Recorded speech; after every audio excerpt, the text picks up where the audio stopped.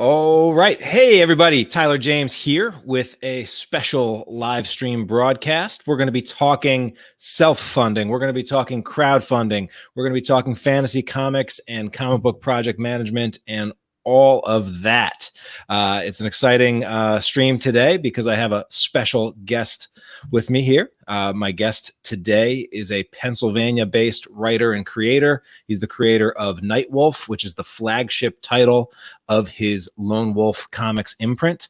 He's a lifelong comics fan and a professional web and graphic designer. He specializes in digital marketing, and he's also the community manager who helps me run the new Comics Launchers free Facebook group for successful comic book Kickstarter creators. And so if you haven't joined that group, request to join at comicslaunch.com/group. But I'm pleased to welcome Rob Multari to this Comics Launch live stream. What's up, Rob? How you doing, man? Good. How you doing, Tyler? I'm doing great. And you're doing great. We can sort of just jump right into it. But this is you're joining us here on day 2 of the latest launch for the next installment in your series Nightwolf. And so I want to hear how you're feeling, how you're doing. Tell us a little bit about Nightwolf, what's going on with this latest launch, and get us caught up to speed with you as a creator on day 2 of a Kickstarter campaign, man. How you doing? Good. Yeah. So, I mean, I can't believe like how well off the go, after it's been going. I mean, in the first 24 hours, it was already at 55% funded, and now we just reached 60. So I couldn't imagine that it was going to go this well, this fast. I think on my last Kickstarter on day 1, after 24 hours, I think I was at 34%. So, I mean, it jumped dramatically, which I'm so happy about. I can't thank my Wolfpack members enough, new and old, and my old school, who've been following me since 2016. So I'm ecstatic how well this has been going so far. Yeah, man. I saw you just passed the $3,000 mark, over 100 backers in the first 24 hours. Definitely an exciting time for you. And so I'm pleased to see it doing so well. If anyone that is watching in the comments, if you can put a link in the comments to Rob's Kickstarter so they can check it out over at Kickstarter. It's Nightwolf number 1 through 4. That would be awesome. But Rob, so I want to, we're going to have a free wielding discussion here. And this is it looks like you're on your way to your second successful Kickstarter launch. Your last launch did over $7,000. So now with what you've done here, you're over 10K in funding on Kickstarter, which is probably fun to say. But yeah, right. It's important for the creators out there, especially those that have been sitting on the fence about launching, or maybe they launched and it didn't go so well for them on Kickstarter. It's important for just us to be real. Like, this isn't your first attempt on Kickstarter back in 2016. It was a different story. And so, what did you learn from throwing out an idea and a project with a big old goal on Kickstarter, and having it not meet your funding goal and not turn out the way you wanted? What did you learn from that first launch back in 2016? Yeah, so back in 2016, I was trying to fund, just like my last one, 1 through 3. At the time, I only had, I think, the first 5 pages done and with a cover, and then I had character designs. But I went for a $20,000 goal, thinking, okay, well, each book would cost me like over $5,000 to put out. And the remaining, so that be 15 there, and then the remaining 5 would be for printing and doing everything else for the rewards and all. So I thought that was a great round number, right? This was your first ever comic book, right? So yes, exactly. Grand debut, just going to come out, and 20K is going to show up, right? That's how much I believe in my story. I know it's personally, as a fan of comics and werewolves, like, I'm a fan of my own work, which is odd to say. I don't mean to be conceited and all, but it's really it's the quality of art that I've gotten from my artists just have been amazing. And I couldn't have asked, for a better turnout for that. But yeah, so going for that 20K goal, I learned that if I would have just gone for a single issue, I would have funded, because it was over at that. I'm without even having an audience pre-built in. I already would have made a $5,000 goal like I had set for my last one, that I set for kind of as a safety net, because I figured, hey, if I did it before, I could probably do that again. And then my last one had surpassed, dramatically, which was very happy to see. But yeah, I mean, I think, planning ahead, not setting yourself up at the God level. You know what I mean? Like, I definitely played on hard. I needed to start out at the beginner level and work my way up. And I think also not having an audience to begin with and coming in as a no-name, writer, that wasn't in my favor as well, considering how high I was going for it. Yeah, and I think it's important to know, and this is something that I talk about in the workshops, and I stress with Comics Launch Pro members, is that Kickstarter is a game that you get to set the difficulty level setting on it, and the way you do that is with your project goal. And it's just important to before you just go and do your budgets and come up and throw everything on there and pile it all on and see how much money that you would love to raise. Like, it's important to be able to check that with the reality of what actually happens on Kickstarter. And so, like, less than 25% of projects that launch and succeed on Kickstarter raise more than $20,000 or more. So when you do and go and launch that, you sort of you can do that. And I encourage people, hey, go for those big goals, but do it with the knowledge that, hey, you're playing this game at an elite level, at a top quartile level, at at an Ivy League level on Kickstarter, right? And so if you haven't, like for some people, yeah, maybe they can do that right out of the gate, but for most of us, that is it's a stretch. And so, but so you took that action, you got that result, and the thing that I love about your story, Rob, is that okay, you didn't raise $20,000. You didn't say, well, I guess comics isn't for me. And I guess this dream will never happen. You decided to take another path to keep your project moving forward. So, talk to me about that. Yeah, you had your team, you had 5 pages done. After you're giving it your best shot with where you were at the time, you fell short of your $20,000 goal. So you had your scripts, you had your team in place, but you didn't have 20K in the bank. So what was your next steps, and how did you move this project forward to bridge the gap between then and then when you finally did return to Kickstarter triumphantly last year? Yeah, so it actually took me a while. I kind of went into a little bit of a slump, and I think it's odd because I felt the same way even after my last successful one. I don't know if it's just because it was like all that emotional energy poured into it, and then afterwards it was like it just stopped. But I was really in a rut for probably a good 6 months before I really started picking it back up. So when I finally decided to get back into it, I just said, you know what, I'm gonna get the funding myself. The character designs, the pages that were already done, that was money that I had already raised on my own through doing freelance web design. So I thought, well, if I could do that much and be able to put this much into it to get it started, why not just finish it?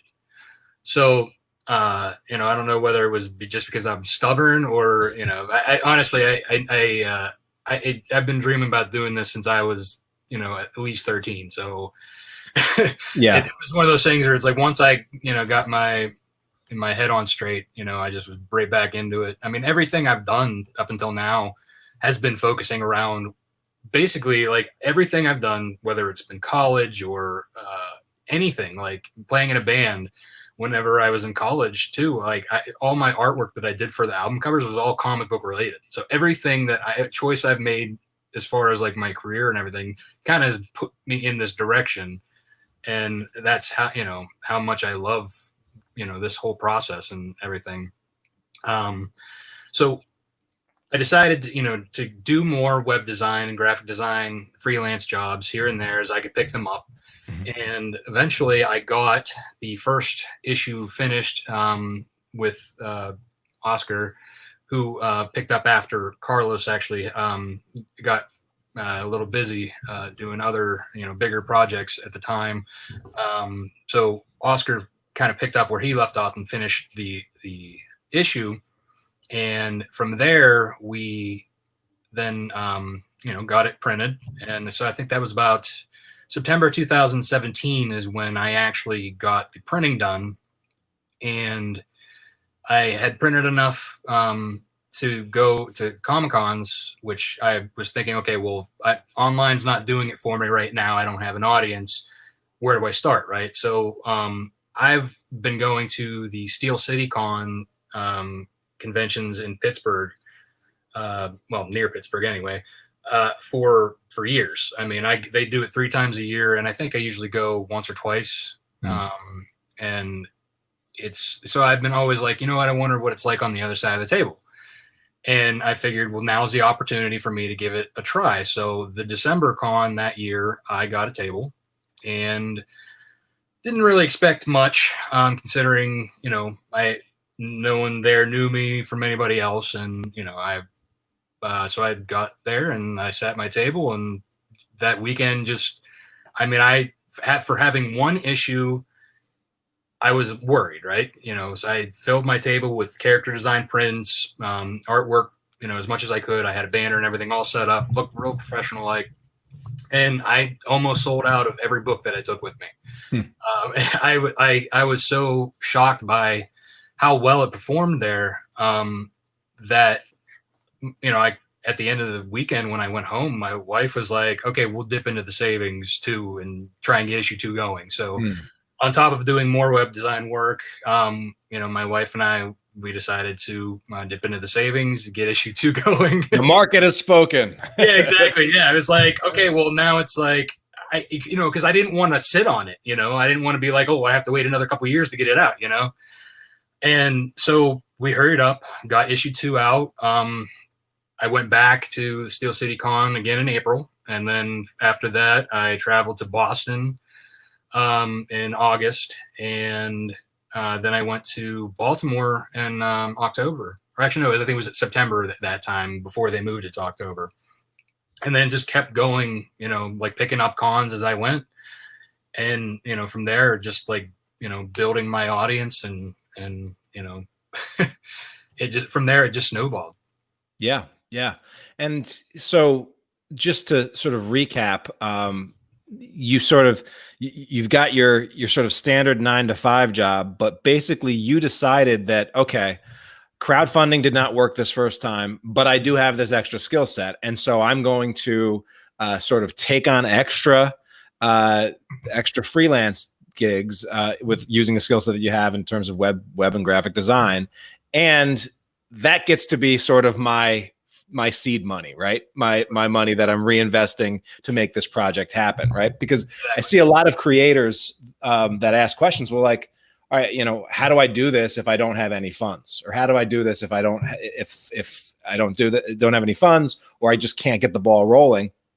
And the question, usually turns back to, all right, well, what do you have? Do you have some time? Do you have energy? Do you have a skill set? Like, and if you have any of those things, then there's your answer. Because there's always people that are looking to buy people's time. There's always people that are looking to buy people's energy, and there's always looking for people to buy people that buy their skill sets. And so by, tapping into those things, that can be your in or your way to move these things forward. So love that. And I also love that, you've got a supportive spouse there who said, okay, you've proven that the people actually want this book there, Rob. So, we can put a little bit more resources into it to get it going faster than it would, if you just had to rely on that. So love that. And, for anybody else out there that watches this, and if you have sort of a unique skill set that you've used to help support your comic creating habit / addiction / compulsion, let us know about that. But I do know that there are a lot of creators that they pick up a skill related to comics. So like lettering or flatting or other things. And then they use those resources and those connections to move forward. So, there's a lot of options out there, even if you're not sitting on a nice trust fund to devote to comic creating. All right. So let's talk about, the process from, okay, you've started getting the ball rolling. You've got some proof that there's a market for this book at conventions. You sort of decided, all right, you know what, I'm going to give this Kickstarter thing another shot.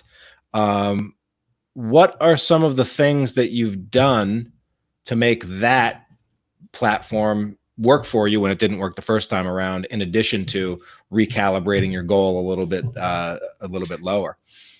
Yeah, so I actually hadn't really planned to do much as far as crowdfunding again. Like I had thought about, oh, well, maybe I'll try it again later. But and I know this is kind of like a shameless plug for you, but I saw one of your free trainings, and I think it was like December, that I might have jumped on. And just out of curiosity, I mean, I had been listening to your podcast since my last Kickstarter in 2016, off and on. But yeah, I saw this opportunity. I think it was the one about the Facebook ads. Okay. And that's really caught my interest because, one, I do that for work and I, my regular job. And I thought, well, if I could improve myself for that and for my comics, why not? Right. So, and that really got me into learning more about, your program and how thorough it is. And so I jumped at the chance to get on that. And, I did the trainings. I did list launch first because I think I'm also, an email marketer for my job as well. And for me, it was basically like a win-win. And so I learned more about, getting an email list built up, and I focused hard on that. Like I set up my website. I basically revamped it and added, a shopping cart to it, and then set up everything around having, the email list to be able to, kind of make things move. And, and I had that free Nightwolf issue #1 digitally to, as kind of the offer for that. And I mean, it just kind of took off. I mean, still, like, even yesterday, I think, after launching this, I got 3 subscribes that I was like, oh, where'd this come from? Yeah. Yeah. I mean, that's a principle that we teach a lot here, but, launching will build your audience. And so, there are some people that just sit on the sidelines and they don't launch, waiting for their audience to magically get big enough, when there is no big enough. It's just, launch with a project that's for the audience that you have, and you'll attract more, so that the next launch will be bigger and bigger and bigger. And that's sort of the journey that you've been on, and the journey that most creators are on. I'm on it too, right? So, always learning. yeah, exactly. Definitely. You've been working the Comics Launch Pro system for a while, focusing on list building, some Facebook ads, some other strategies there. So, like, what else has helped you? I mean, I also know that you've, been able to connect with a lot of creators, and creator support when it comes to a Kickstarter launch can be key. What have you found there?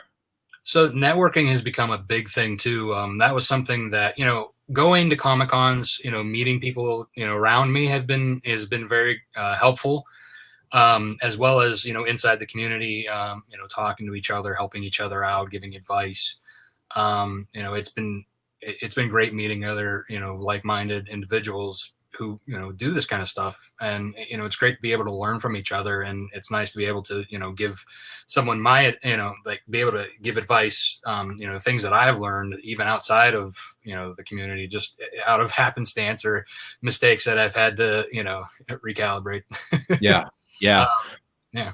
I will say, for anybody that's watching live, if you have questions for Rob or anything that we're talking about, or you want us to expand on anything, please don't hesitate to throw it in the chat or the comments. But speaking of, the value that you've been able to provide, Rob has been a member of the Comics Launch Mastermind for over a year now, and one of the things that you've dazzled members of our group recently is just your comic book project management and creator collaboration system. You use a free tool for that, and it's a pretty awesome system that you have set up.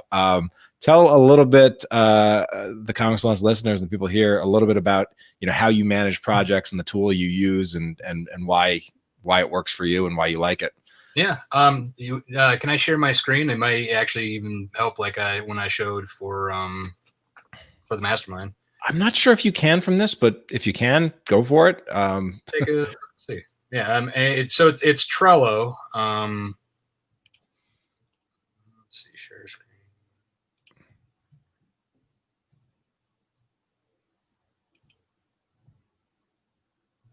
I don't know if I have to stop a screen share on my end. I don't know. So the tool you use is Trello. Yeah. Can you see anything yet? Oh, it says it's blocked. Oh, yeah.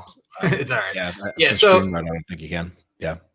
Yeah. So it's anyway. So that's fine. I'll just talk about it then. So Trello.com.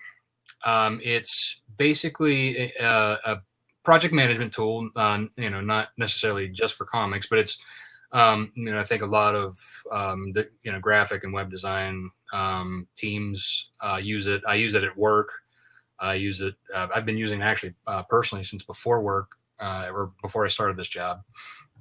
But yeah. So when you set up, when you log in, you can set up a template where and the way I do it is I set up a to-do list, a doing, and a done. And then also I have a general comments, observations, and reference column. And then you can add a card for each page. So, I set up, cover through however many pages. I usually do 24 pages in my books. So that way, whenever, the illustrator can start on it and he can put his rough sketches there. And then I can kind of give him, you can set up like kind of a edits, changes checklist that I can just type in and, and as he finishes them, he can check them off. So it's nice for communication that way. You can also download, there's an app for your phone, so you can text each other back and forth.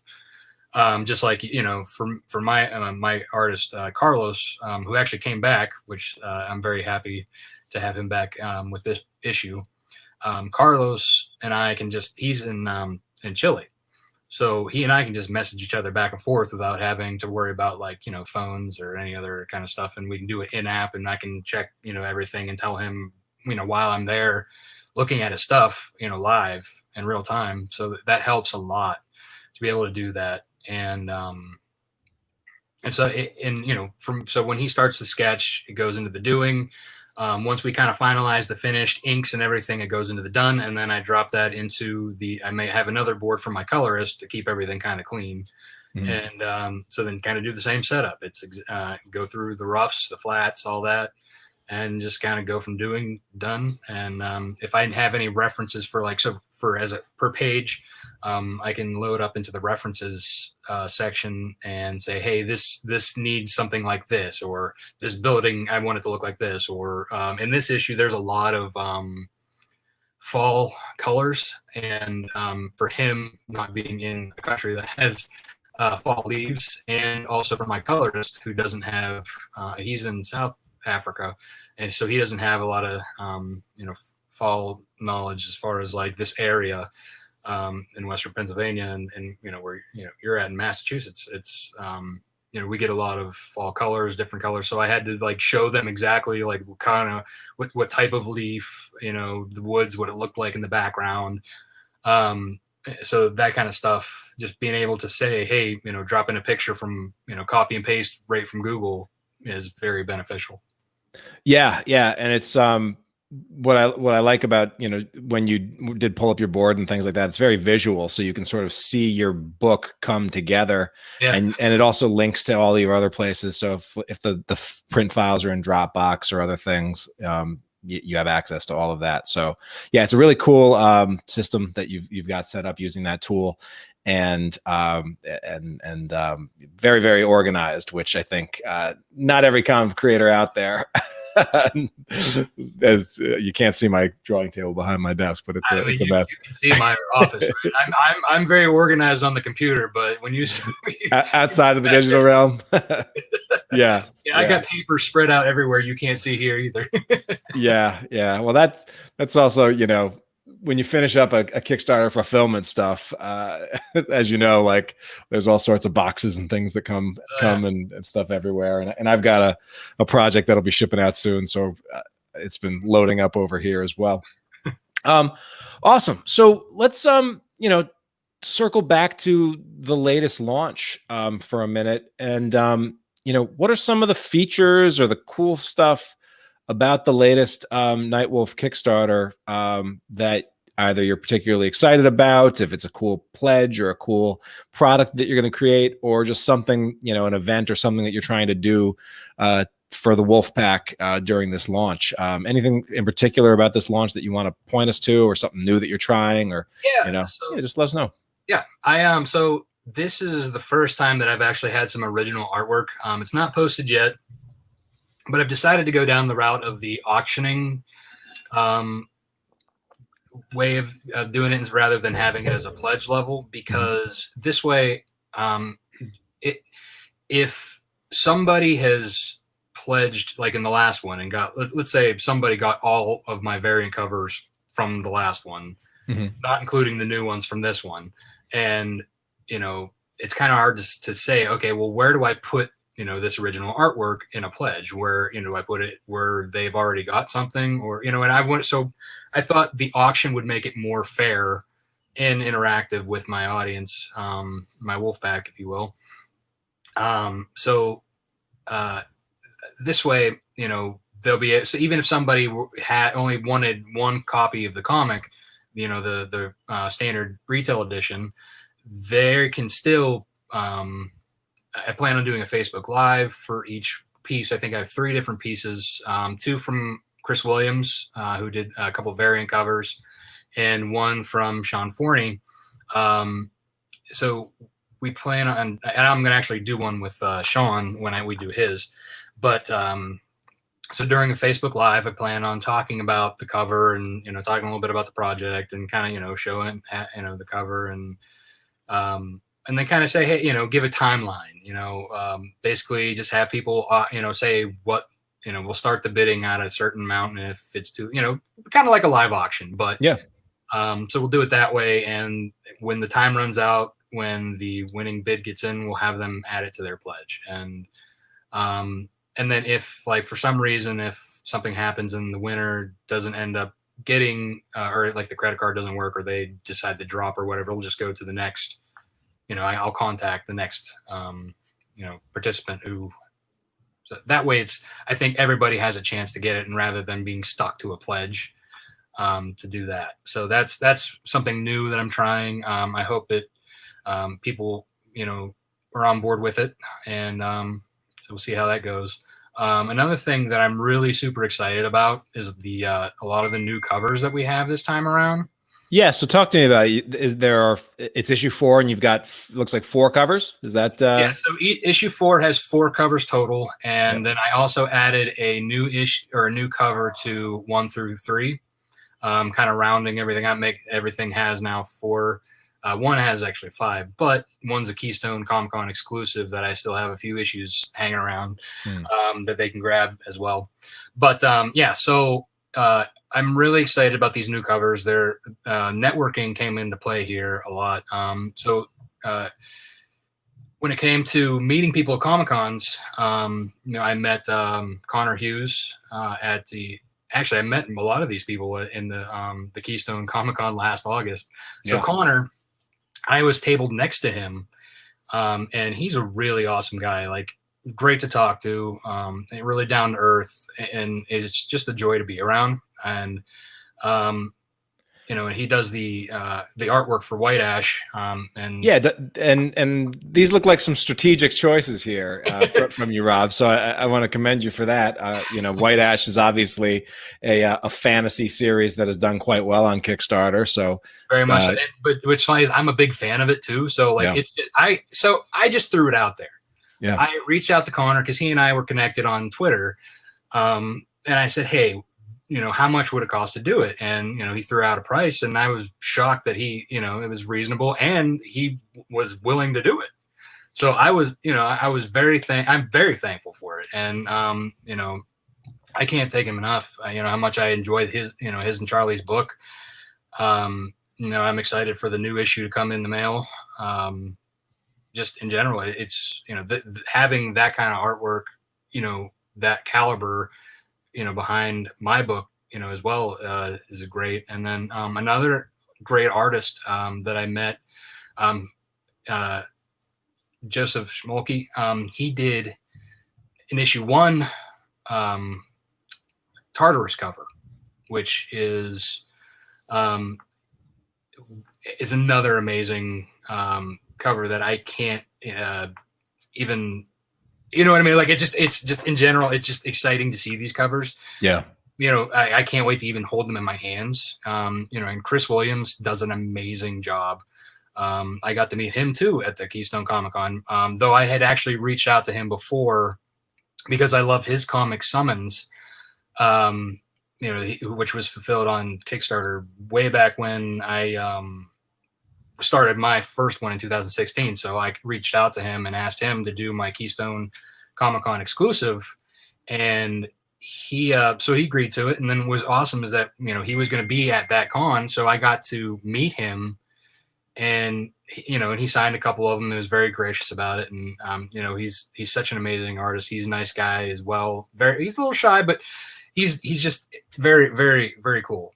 And so yeah, between meeting these 3 great artists, like I just was like, hey, I'm gonna try it. And then on top of that, one of the other, so 2 other covers, one by Dirk Teed. He did the webcomic for Paradigm Shift, which is werewolf focused. It's a long running werewolf series, right? Yeah. And I had backed to get his he collected everything into a volume, and so I got that coming in eventually whenever it gets filled. But yeah, I reached out to him during my last campaign, was like, hey, I really love your stuff, and just say, hey, I really want to, I would love to have you do some artwork for me, because he's, his werewolves are great. He and I got to talking. We're both fans of Werewolf the Apocalypse and, all kinds of stuff. So he knew exactly what I was looking for, as far as like the art goes. And then Sean Forney, he did. So I tried to meet him at a Steel City Con that I wasn't at. But he actually, he got sick and he left early. So I didn't get actually a chance to meet him, but he and I did a kind of a FaceTime or Zoom meeting with a couple other creators just to talk and about different projects and stuff. And so I reached out to him to do a Days of Future Past variant for Nightwolf, and it turned out gorgeous. Like just so all these covers. I mean, and again, like I think I overdid it last time. I almost overdid it again this time. I was like, I gotta stop with this. Yeah. Yeah, I mean, you can go. I'm getting a feedback again there, Rob. I don't know if that's me or the speakers again, but so one of the things that just the connections that you'll make with creators at cons and other places can definitely go a long way. So love that you use that. We have a question that popped up here, and so we'll give a little advice if we can. Garrett asks, any advice for going the Kickstarter route of putting up a 1-minute teaser / trailer for a future animated series? I have dozens of scripts written. So, I think the lesson that you learned from your first launch, Rob, would probably actually be a good advice for Garrett. It's awesome that you have dozens of scripts written, but that shouldn't be your first thing that that shouldn't be the thing that what you're launching. You shouldn't launch for a series, launch for the pilot, or launch for the if you've got 1 minute, launch for the 8-minute version, and build from there. Thoughts or advice for Garrett? Yeah, exactly. I mean, that's where I was going to say too. I have 12 issues written so far and working on the next. So that's my first season, if you will, for my series. That's where that story arc ends, is double-sized issue 12. Yeah. But again, going into it, I should have known better than to just jump into the first 3. That just having that pilot, the first issue, and kind of testing the waters should have been my first inclination, instead of just being like, you know what, I'm going to try and get all 3 of these first 3 going and see where I go. Yeah. And so, for Garrett, animation is even more labor intensive and requires usually a bigger investment of time and or money. And so that actually may be more important for you to strategically launch. And so, if you've got a 1 minute teaser, create that. Awesome. That shows you put skin in the game, and launch to do with the 8-minute version. If that succeeds, launch to do the pilot episode. If that succeeds, launch for something a little bit bigger and do it systematically. Otherwise, you're going to just have to have a massive, massive following to fund something as big as an animated series. And then another thing that you may also look to do, if you're someone that is just, you're able to go the slow and steady route. If you want to put out these sort of 1 minute, 2 minute chunks and do that over time and post it, on YouTube with perhaps some Patreon support, you could sort of do that over time to build up that audience. And then when you're ready to put out a collection, that's when or something physical or something, a product around that series. That's what you then take to Kickstarter. Yeah, I think Patreon would work perfectly for building an audience based around that too, because the more they go, the more more issues, more segments. I think that it'll build up over time, and I think that'll help with your audience as well, Garrett. Yeah, and in terms of should I split the episodes into segments, I think, like, I'm always a fan of getting the maximum value out of the assets that you create, and you are too, Rob. So you're releasing these as single issues, but in the future you will put out trades, but you also will use your best images in ads and on Instagram and on social, and for promotional purposes. And so we want to treat our animated stuff or our animation stuff the same way. Yeah, definitely put your best foot forward. Show your best stuff first, because that's what catches them in the beginning. Definitely. So yeah, good luck, Garrett. It's exciting for you. All right, Rob. So, I want to wrap things up, because I know you're in the midst of a Kickstarter launch, and it's a busy day as well. But maybe any final tips for creators who either, this could be anything from project management to Kickstarter to marketing your stuff or beyond. Any final thoughts or advice for the creators out there that are trying to get where you are and keep going? Yeah, definitely. It may be hard sometimes. It's definitely, sometimes it can be really stressful, but in the end, it's definitely worth it. And, if you have a failed launch, don't give up, keep going. Take your time. Don't get me wrong. You need that time to kind of recalibrate yourself, but don't give up. You have plenty of things to keep you going. If you have that passion, you have that drive, you have an idea that you believe in, don't stop. Keep going. If you need to take a break, but just, just keep going. Yeah. You called it stubbornness, but persistence is the nice way of putting it, or at least the positive spin on stubbornness. And I do think, though, as creators, we need a healthy dose of both. And I know that you have that, and it's a pleasure to see that, bear fruit. And especially, in these times when comic book conventions are being canceled left and right, you know, the ability to go out and jump on a platform like Kickstarter and in 24 hours make 122 sales like you have, and bring in $3,000 in funding so that you can keep doing this and keep it going and keep rocking on. You know, it's a blessing for a lot of us. And so, you know, we're sort of in a time and where if you're jumping on comics Twitter lately, it's all doom and gloom and despair and awful nastiness. But if you look around or if you look for it, there's great things happening for a lot of great creators. Yeah, you can't let that stuff sink in. I mean, really, and for me, I think, you know, I try to just leave that over here and I try to focus on the positive stuff because, you know, for me, comics have always been a stress relief. I want to be able to offer that same kind of relief to anybody else who loves comics, who even people who are just getting into comics. You know, like entertainment is a way to kind of, you know, brush off a little bit of what's going on out there, you know, just a temporary escape, if anything.